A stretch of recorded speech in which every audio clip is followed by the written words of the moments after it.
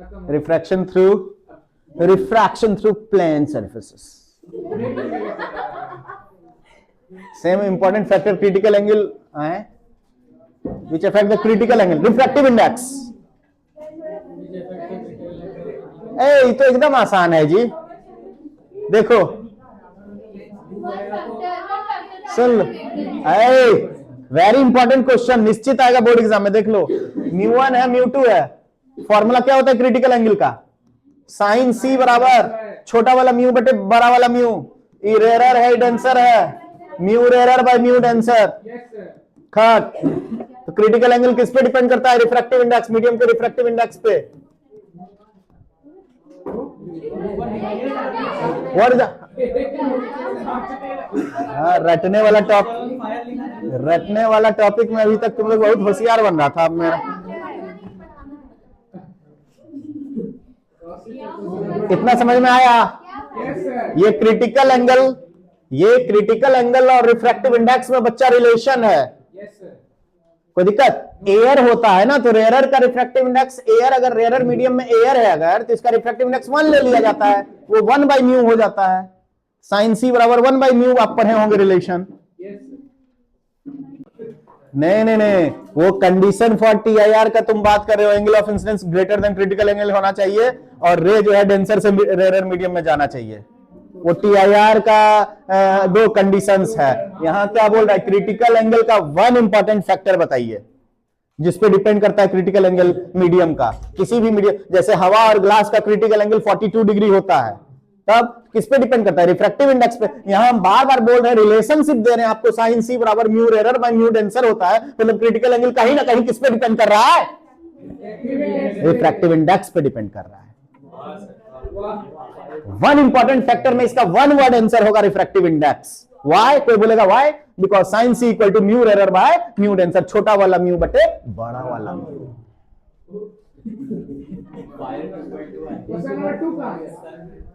Question number 2 कहां गया?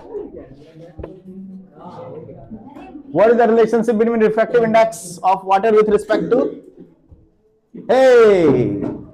ये पढ़े हो 1 म्यू 2 बराबर 1 बाई 2 म्यू 1,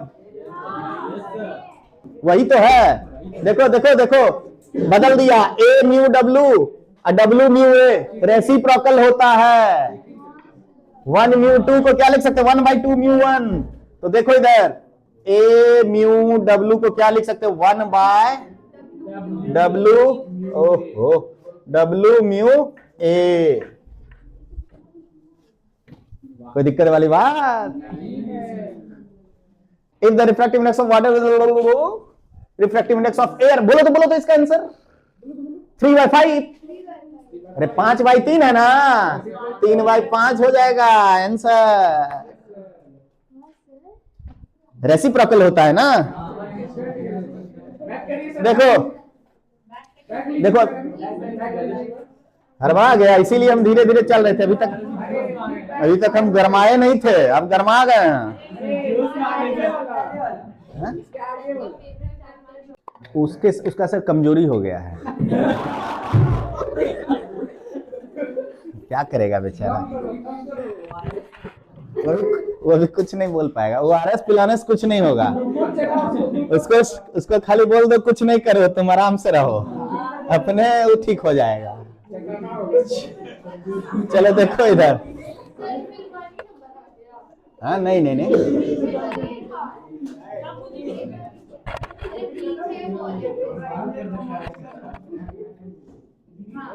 क्या एक ही चीज कितना?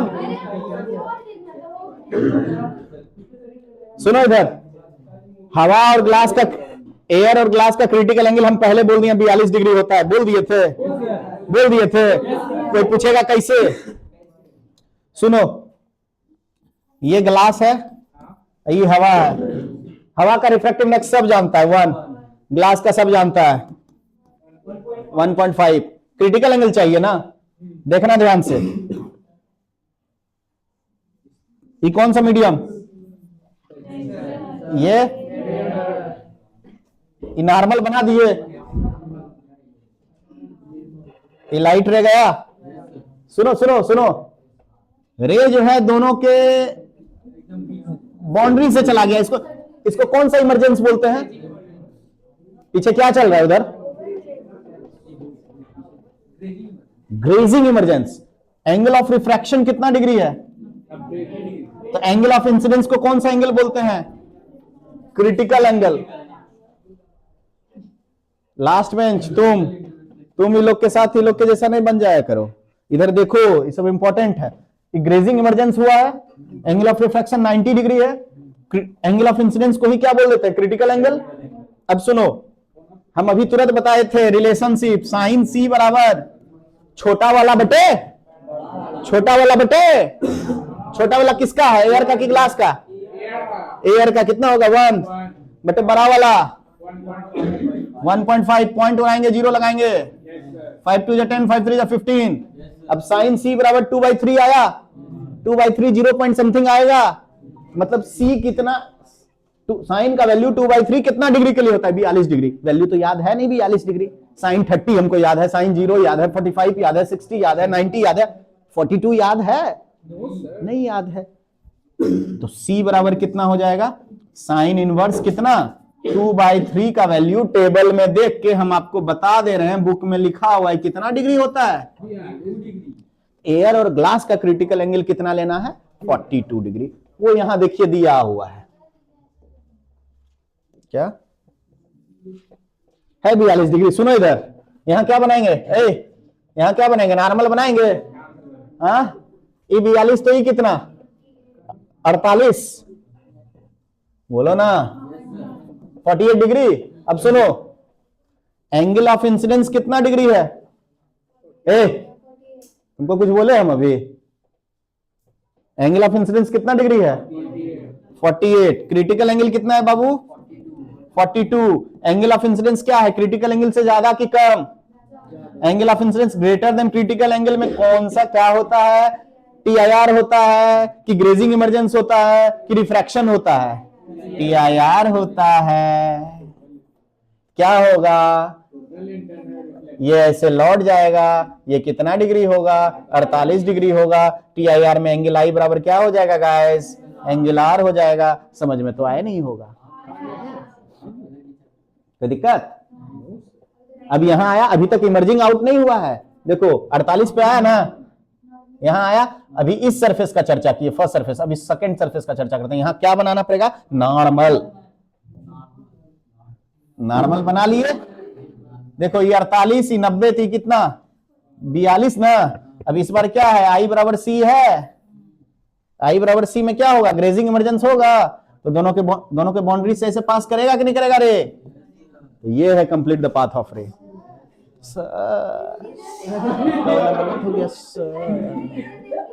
क्या देखें? बोलिए। हाँ तो 42 हुआ ना, आई बराबर सी है, ग्रेजिंग इमरजेंस होगा ना जी। समझ में आया? हेलो, बहुत इंपॉर्टेंट क्वेश्चन है। ऐसा एक question complete the path of रे निश्चित रहेगा बोर्ड एग्जाम में। जिसको नहीं समझ में आया अभी रोक के पूछ लो। बता रहा हूं मैं। ये सरफेस पे समझ में आया? क्रिटिकल एंगल हवा और ग्लास का कितना होता है? दे दिया है 42 डिग्री। एंगल ऑफ इंसिडेंस कितना है? 48। एंगल ऑफ इंसिडेंस क्या है? क्रिटिकल एंगल से ज्यादा है। क्या होगा? टीआईआर हो जाएगा। अब देखो ये 48 है, ये 90 है, ये कितना होगा? 42। इस सरफेस के लिए आई बराबर सी है।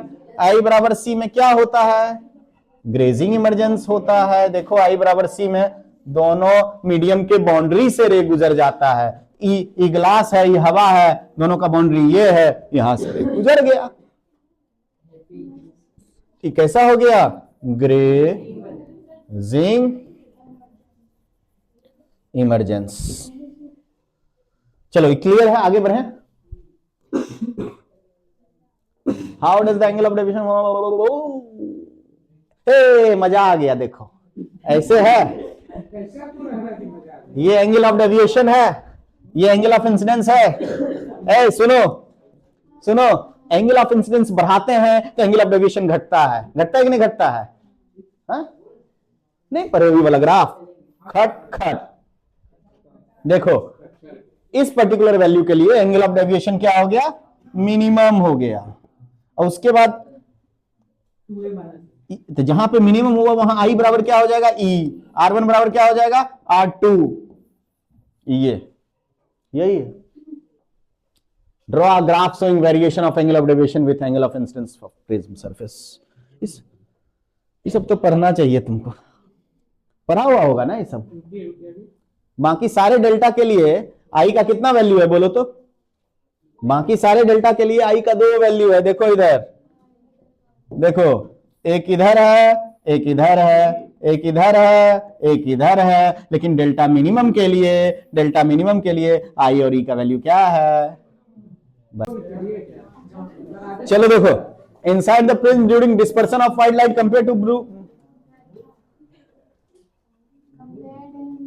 हाँ ब्लू और रेड में, ब्लू और रेड लाइट में कौन slows down less and reflect more, slows down more and reflect less. हाँ बोलो क्या होगा, डेविएशन किसका ज्यादा, रेड लाइट का ज्यादा या वायलेट लाइट का। Deviation for violet is greater than deviation for red. हाँ,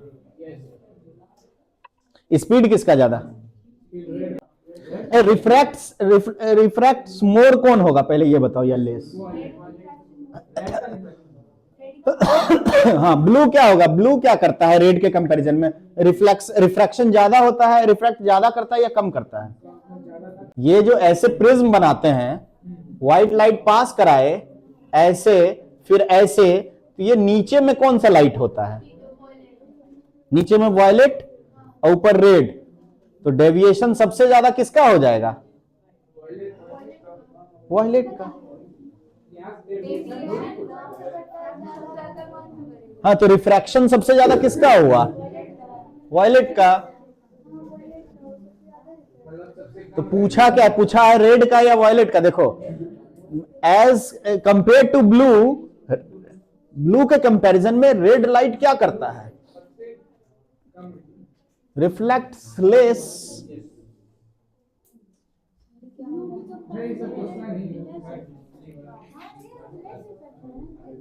हाँ तो ठीक तो है, लेस रिफ्लेक्ट करता है। देखो लेस रिफ्लेक्ट इसमें भी है, तो अब स्पीड कंपेयर कर लो, स्पीड कंपेयर कर लो, स्पीड किस में ज्यादा,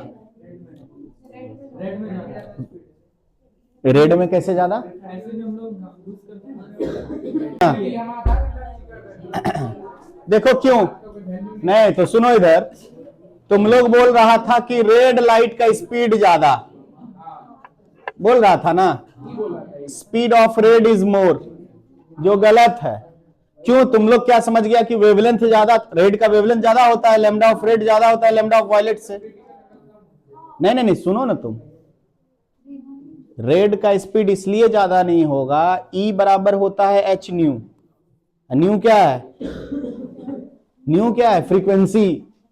जिसका फ्रीक्वेंसी ज्यादा उसका एनर्जी ज्यादा, एनर्जी ज्यादा तो स्पीड ज्यादा, फ्रीक्वेंसी वेवलेंथ ज्यादा रेड का, तो फ्रीक्वेंसी सबसे कम रेड का ना, सबसे ज्यादा फ्रीक्वेंसी किसका, वायलेट का। हाँ ये फॉर्मूला नहीं है इसलिए हम नहीं लगाए ये वाला फॉर्मूला, तुम लोग में है ये फॉर्मूला।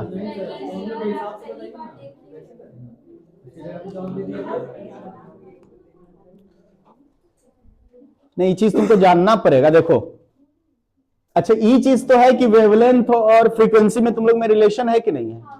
हाँ तो वेवलेंथ और फ्रीक्वेंसी में क्या रिलेशन है, न्यू बराबर सी बाय लैम्डा है कि नहीं है, ये जानते हो। हाँ जिसका वेवलेंथ ज्यादा उसका फ्रीक्वेंसी क्या, फ्रीक्वेंसी कम तो एनर्जी कम, फ्रीक्वेंसी ज्यादा तो एनर्जी ज्यादा। एनर्जी किस पे डिपेंड करता है, फ्रीक्वेंसी पे, एनर्जी वेवलेंथ पे डिपेंड नहीं करता है।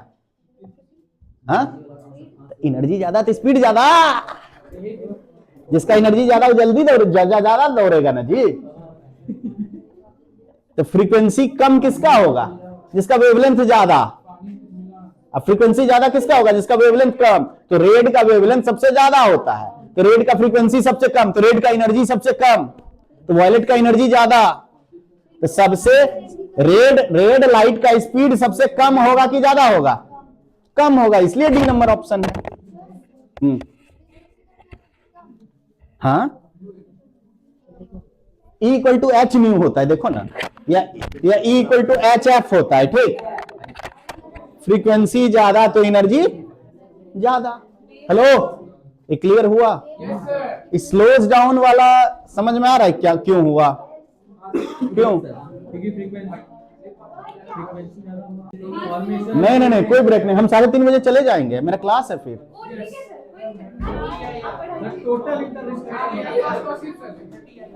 हाँ देखो इधर, hey hello, the diagram shows a fish in a tank and its image is seen on the surface of the water.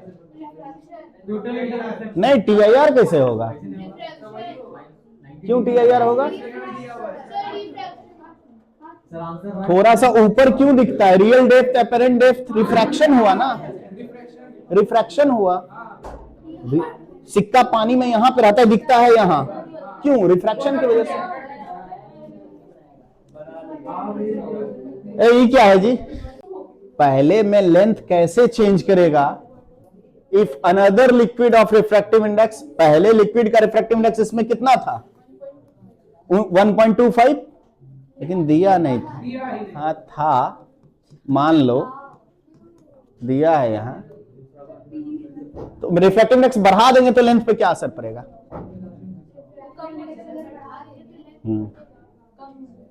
क्यों?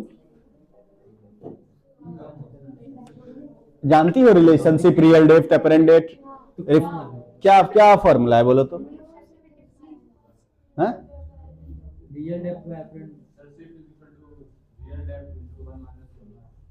शिफ्ट का फॉर्मूला नहीं बोल रहे हैं। अच्छा, यहाँ किसका लेंथ का बात कर रहा है ये बताओ ना पहले। नहीं, किसका लेंथ?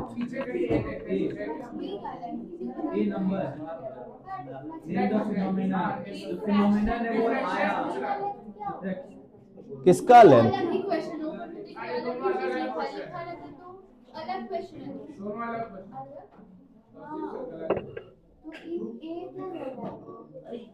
अच्छा ये देखो, हाँ ये देखो, ये देखो, optical fibre to transmit high resolution, TIR। Optical fibre में यूज होता है TIR, निश्चित पूछेगा। हेलो, ऑप्टिकल फाइबर, वाईफाई जो चलता है ना, ऑप्टिकल फाइबर के थ्रू ही सिग्नल को ट्रांसमिट किया जाता है। उसमें लाइट का एक फेनोमेना यूज होता है जिसका नाम है टोटल इंटरनल रिफ्लेक्शन। उसमें लाइट के स्पीड से सिग्नल को ट्रांसमिट हम लोग कर सकते हैं with negligible loss of energy. Energy loss नहीं होगा।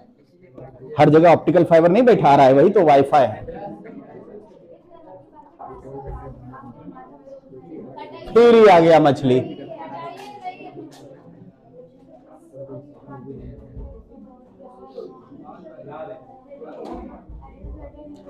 टेम्परेचर बढ़ाने पे रिफ्रैक्टिव इंडेक्स क्या होता है?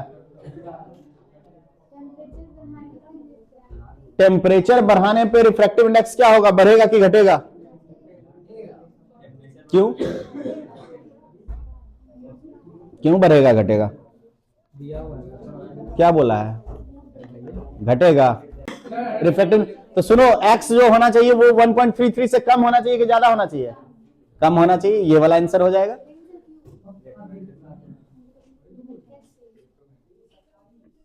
टेम्परेचर बढ़ता है, टेम्परेचर बढ़ने से डेंसिटी, मतलब दो मॉलिक्यूल्स पास आएंगे कि दूर दूर जाएंगे? दूर दूर चले जाएंगे ना, दूर दूर चले जाएंगे, डेंसिटी घट जाएगा। डेंसिटी घटेगा तो रिफ्रैक्टिव इंडेक्स घट जाएगा। अरे रिफ्रैक्टिव इंडेक्स होता क्या है? डेंसिटी होता है। हवा क्या है? हवा में ऐसे ऐसे कर सकते हैं, डांस कर सकते हैं, रिफ्रैक्टिव इंडेक्स कम होता है। पानी में डांस कर सकते हैं, इतना फ्रीली नहीं कर सकते हैं। रिफ्रैक्टिव इंडेक्स थोड़ा, हाँ क्या है ना, डिक्रीजेस तब। चलो, two difference between normal incidence and total internal reflection. Hello, normal reflection में क्या होता है? रेरर से डेंसर भी जा सकता है, डेंसर से रेरर भी जा सकता है, लेकिन TIR में हमेशा डेंसर से रेरर ही जाएगा। TIR में क्या होगा? Always denser to rarer. दूसरा, angle of incidence greater than critical angle. चलिए अगला, when sunlight passes through water droplets in the atmosphere it get dispersed, rainbow similar phenomena is observed. When white light passes through a prism, which color shows the maximum angle of maximum angle of deviation? अभी तुरंत बताए थे, अब फिर उतना deviation for violet is greater than deviation for red. Instead of sunlight, green color pass through a prism, which color? एक ही रे green colour रे अगर पास करेंगे तो प्रिज्म से कौन सा दिखेगा? व्हाइट लाइट में सातों रंग होता है ना, इसमें क्या दिखेगा? ग्रीन. हाँ ठीक है ठीक है. अब इसको मैच करना है, देखो ना. An angle of reflection on the mirror.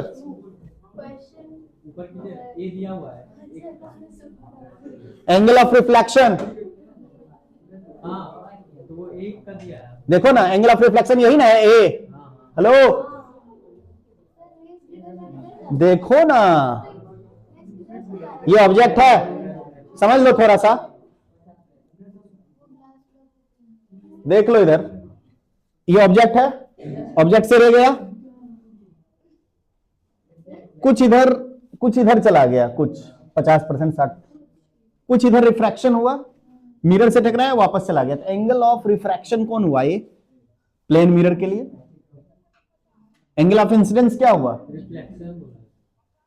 हाँ रिफ्लेक्शन. एंगल ऑफ इंसिडेंस कौन हुआ? बी. तो वैसे ही मैच करना है आपको. अब पार्शियली रिफ्रैक्टेड रे इन द ग्लास स्लैब कौन है बोलो? ये यू. उसके बाद बोलो critical angle. Hello critical angle ये ग्रेजिंग इमरजेंस हुआ है, देखो ये क्रिटिकल एंगल होगा. देखो ये डेंसर है ना, ये रेरर है, डेंसर से रेरर जा रहा था लाइट, लेकिन एंगल ऑफ इंसिडेंस क्या है? क्रिटिकल एंगल के बराबर है, तो ग्रेजिंग इमरजेंस हो गया कि नहीं हो गया? खड़े हो जाओ, यहां आ जाओ. चलो रिफ्रैक्टेड रे बोलो. हाँ रिफ्रैक्टेड रे क्यों नहीं होगा जी? हाँ रेरर से डेंसर ना, डेंसर से रेरर ना. पी रिफ्रैक्टेड रे होगा, रिफ्लेक्टेड होगा. Angle of refraction of the ray R का एंगल ऑफ रिफ्रैक्शन बताओ. लो पीछे से आर का एंगल ऑफ रिफ्रैक्शन बताओ.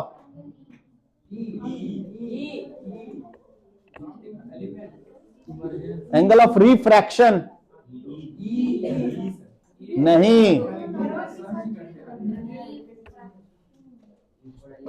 नॉर्मल देखो ये है रिफ्रैक्टेड रे, ये वाला 90 माइनस ई होगा, ये नहीं तब अच्छा था ना. चलो ये वाला बोलो. Denser to rarer towards the normal हो गया. गलत. Speed of light increases. हाँ angle of incidence is greater than angle of refraction. गलत. Wavelength decreases.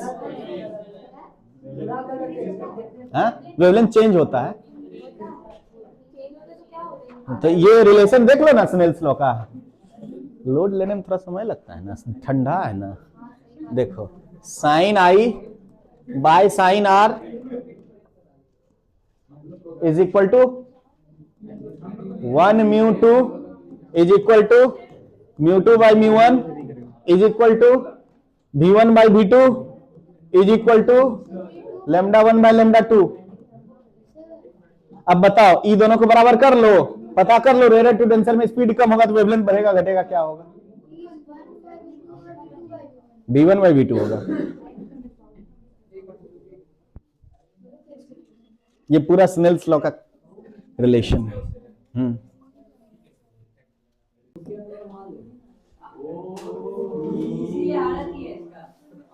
बताओ. Hello name and define the phenomena responsible for image at different position. बोलो. Lateral displacement पढ़े हो? यही ना है लैटरल डिस्प्लेसमेंट. ये इंसिडेंट रे है, इमरजेंट रे है, दोनों के बीच परपेंडिकुलर डिस्टेंस को क्या बोलते हैं? लैटरल डिस्प्लेसमेंट बोलते हैं कि नहीं? Effect on x if y increases shift का फॉर्मूला क्या होता है? One minus one by mu into t. हाँ, shift through a glass slab.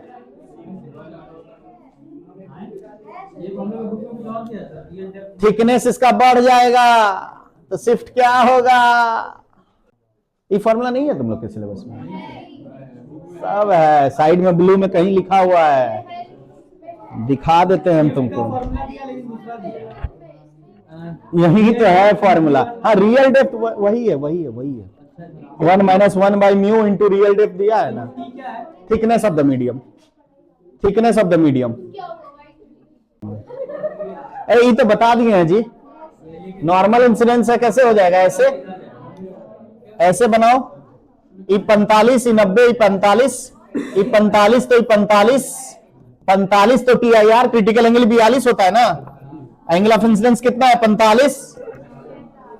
कोई दिक्कत? टी आई आर होगा, ऐसे चला जाएगा, ई 45 होगा, ई 90 है, ई भी 45 होगा, ई 90, 45 तो 45, ई 90, 90 में खड़े खड़ चल जाएगा, 90 में खड़े खड़ जाएगा ना।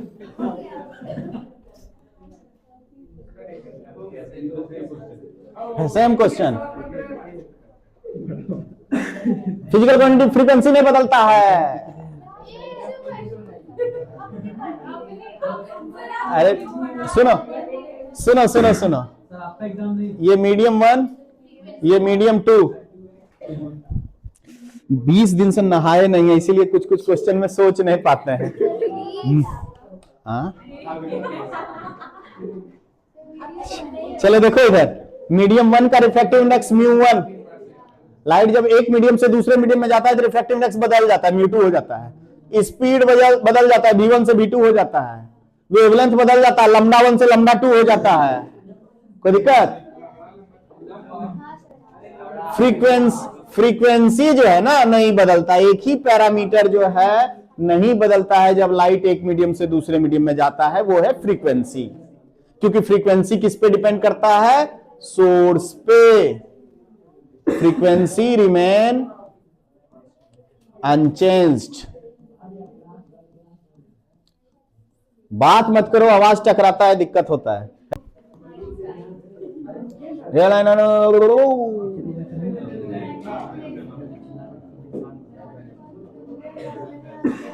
कर लेना इसे। देखो, इक्विलैटरल प्रिज्म मतलब 60-60 60-60-60, ठीक।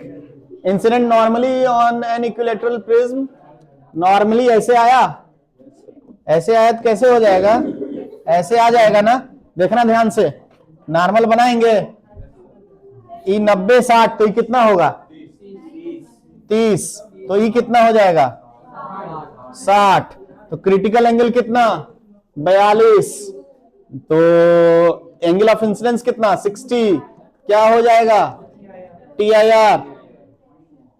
तो वापस लौट जाएगा ऐसे। ये कितना डिग्री? 60।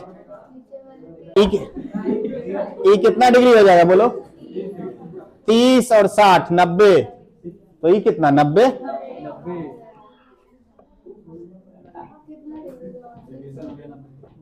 टोटल डेविएशन कितना आया? ऐसे आया और ऐसे चला गया, 90 हुआ।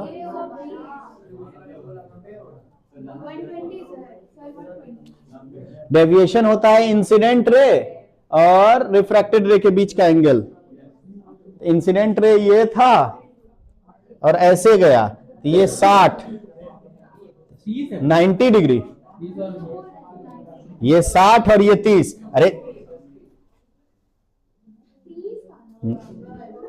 अरे ये 30 है तो ये भी 30 नहीं होगा, वर्टिकली अपोजिट एंगल है। 60 है 60 60 है 60 90 नहीं होता है।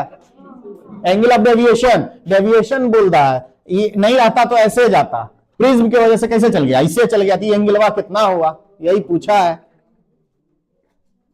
60 है 30 है, टोटल 90।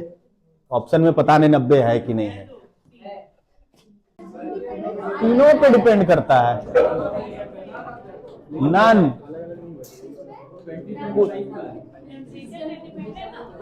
टेम्परेचर पे नहीं डिपेंड करेगा। टेम्परेचर अभी तुरंत में बताए थे, टेम्परेचर बढ़ाते हैं तो रिफ्रैक्टिव इंडेक्स घट जाता है। तुम्हारे बुक में नहीं है फैक्टर अफेक्टिंग रिफ्रैक्टिव इंडेक्स। हाँ, वेवलेंथ बढ़ाएंगे घटाएंगे लाइट का तो रिफ्रैक्टिव इंडेक्स नहीं बढ़ेगा घटेगा। अभी तो तुरंत में रिलेशन बताएगा इस।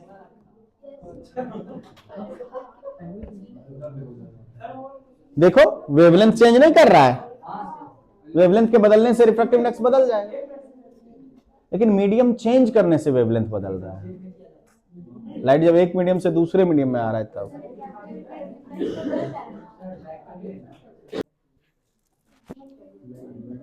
हम समझ गए आंसर वेवलेंथ होगा,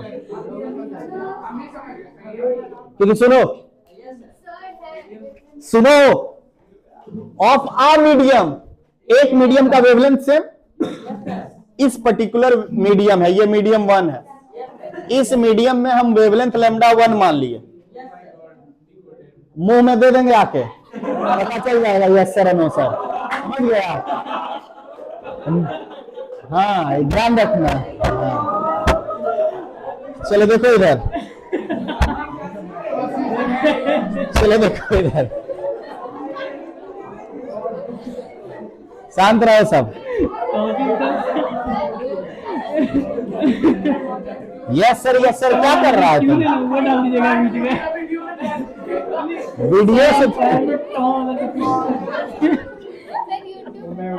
सर हैं कट कर देंगे। यस सर कौन सी बोल रहा है तुम? हाँ तब कौन बोला था? चलो देखो इधर, इस पर्टिकुलर मीडियम में वेवलेंथ सेम है, वेवलेंथ चेंज, मीडियम बदलेगा तब ना चेंज होगा, तो वेवलेंथ आंसर होगा। चलिए हाँ सुन लो, अगर रेड लाइट के बदले अगर वायलेट लाइट डालेंगे तो रिफ्रैक्टिव इंडेक्स चेंज हो सकता है, क्योंकि रिफ्रैक्टिव इंडेक्स रेड लाइट का अलग होता है और वायलेट लाइट का क्या होता है, अलग होता है। वेवलेंथ में तो अलग अलग लाइट का अलग अलग वेवलेंथ हो जाएगा, लेकिन एंगल ऑफ इंसिडेंस भी चेंज। हाँ एंगल ऑफ इंसिडेंस इसका आंसर होगा, क्योंकि एंगल ऑफ इंसिडेंस चेंज करेंगे तो रिफ्रैक्टिव इंडेक्स चेंज होने वाला नहीं है। इसको चेंज कर लो, इसका आंसर एंगल ऑफ इंसिडेंस होगा। चलो इसको बताओ, angular slab, glass slab submerged in water at an angle of incidence 55 degree, angle of incidence is 55 degree। हाँ ये ग्लास को पूरा रेक्टेंगुलर स्लैब को पानी में डुबा दिए हैं।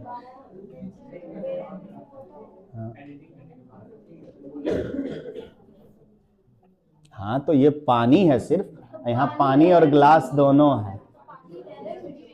हाँ डज द रे undergo total internal reflection? Hello, angle of incidence कितना है? 55 डिग्री, ठीक।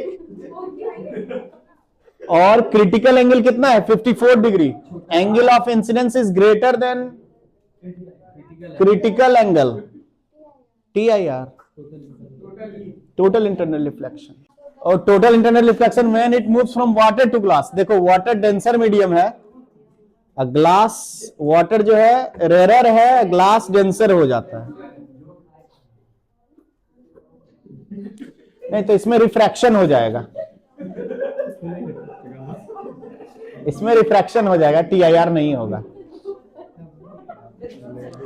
TIR क्यों नहीं होगा? एक कंडीशन सेटिस्फाई कर गया, दूसरा कंडीशन सेटिस्फाई नहीं किया, रेयर टू डेंसर जा रहा है रे। लेला है क्या तुम लोग? क्यों कुछ से कुछ बोल रहे हो?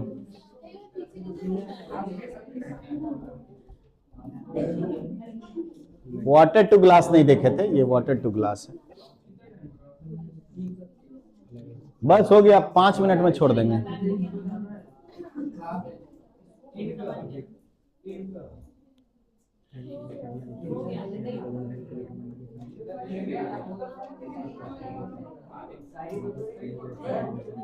कौन TIR सफर करेगा बोलो ना।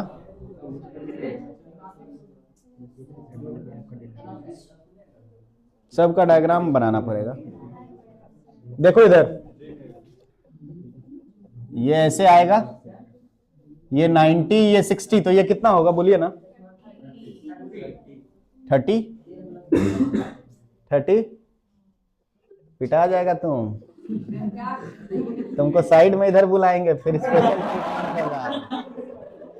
जान लो। क्रिटिकल एंगल डिफाइन करो, क्रिटिकल एंगल डिफाइन करो।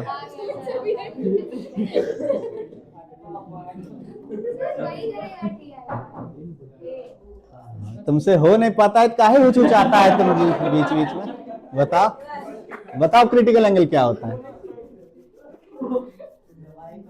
चलो देखो इधर, ये 30 है, ये कितना डिग्री होगा, ये डिग्री बताओ। 60 TIR हो जाएगा। देखो JTIR कर रहा है, JTIR कर रहा है, क्यों कर रहा है?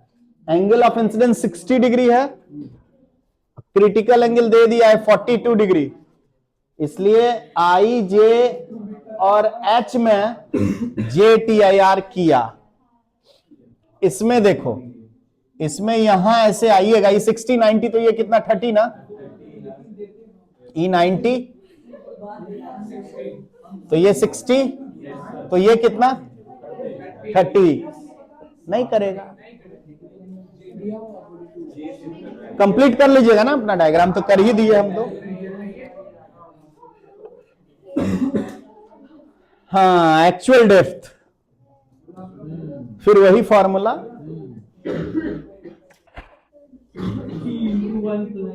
नहीं, एक फॉर्मूला होता है μ2/μ1 बराबर D एक्चुअल बाय, ये रिलेशन पढ़े हो?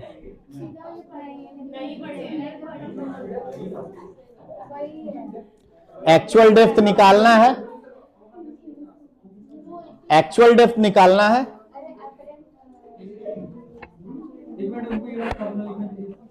हाँ लिखिए ना।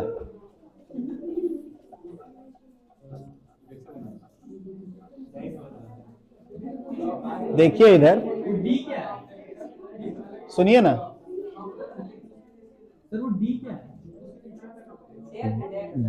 एक्चुअल डेप्थ, ये अपेरेंट डेप्थ। ये सिक्का यहां है, कॉइन दिखता यहां है। ए, तुम लैपटॉप देखते देखते क्या करने लगा, पीछे बात करता है, बताओ। चलो देखो इधर, ये एक्चुअल डेप्थ यही होगा ना, D एक्चुअल। ये क्या हो जाएगा, D अपेरेंट। ठीक, इसका रिफ्रैक्टिव इंडेक्स μ1, इसका μ2, ये रेयरर, ये डेंसर, तब ये रिलेशन है। तो बोलो, देखो इसको कहां से देख रहा है। सुनो, इस एयर बबल को कोई नहीं बचाएगा तुमको, ये जान लेना। तुमको मजाक लग रहा होगा। ई सरफेस से कितना सेंटीमीटर दिखा, 4 सेंटीमीटर दिखा ना। It appears to be 4 centimetre deep. Appears मतलब कौन सा डेप्थ दिया है, एपरेंट डेप्थ दे दिया। एक्चुअल डेप्थ निकालना है, दोनों का रिफ्रैक्टिव इंडेक्स पता है, ग्लास का कितना है 1.5, एयर का कितना है 1, निकाल लो क्रॉस मल्टीप्लिकेशन करके। समझ में आया जी? 4 चीज में 3 चीज दे दिया, 1 चीज पूछा है। क्या क्या दे दिया? एपरेंट डेप्थ 4 सेंटीमीटर दे दिया, एक्चुअल डेप्थ पूछ दिया, ये 1.5 दे दिया, ये 1। निकाल लो जो भी है। For which colour of light the apparent depth will be greater? Refractive index जिसका सबसे ज्यादा होगा, रिफ्रैक्टिव इंडेक्स किस लाइट का सबसे ज्यादा होता है?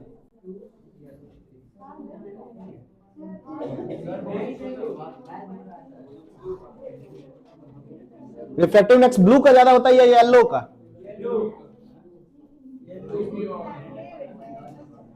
वेवलेंथ बढ़ता है तो रिफ्रैक्टिव इंडेक्स क्या होता है?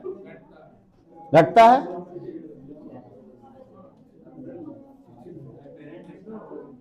रिफ्रैक्टिव इंडेक्स किसका ज्यादा, रेड का कि वायलेट का? रिफ्रैक्टिव इंडेक्स किसका ज्यादा, वायलेट का कि रेड का? हाँ, रेड का कि वायलेट का?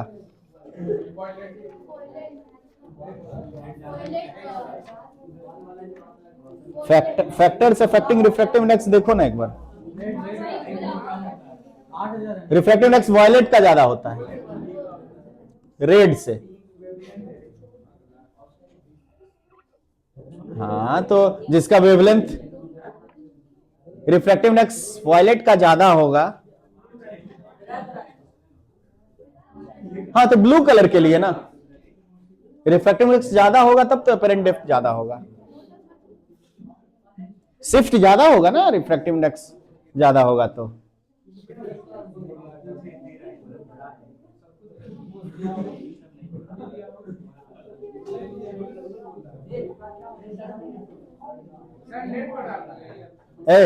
Turning the glass block upside down does not change the apparent depth of air bubble, true or false? Upside down मतलब इसको ऐसे कर देंगे, ऐसे कर देंगे ना तो थिकनेस बदल जाएगा ना, फॉल्स।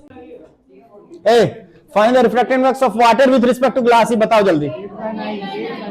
नेम द प्रिंसिपल, कौन सा principle? Principle of reversibility, reversibility of light. If you change the temperature of water then what will be the, नहीं, टेम्परेचर बदलने से रिफ्रैक्टिव इंडेक्स बदल जाएगा।